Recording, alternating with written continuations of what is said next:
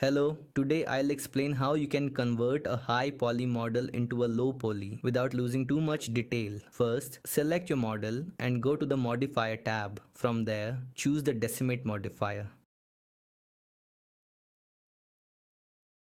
Under collapse, reduce the ratio value to around 0.5 or 0.4, not less or more than that, otherwise you'll lose too much quality. The first time, it might take a little while, so just wait until it's done and then click apply. After that, repeat the same process again. Keep the ratio at 0.5 and apply it. Do this about 2 to 3 times on your model. Once you feel the result looks good, you can stop there. Use the same process on all the other pieces of your model as well. I'll do this myself and show you the results so you can see the before and after difference in the mesh and how much clearer it becomes.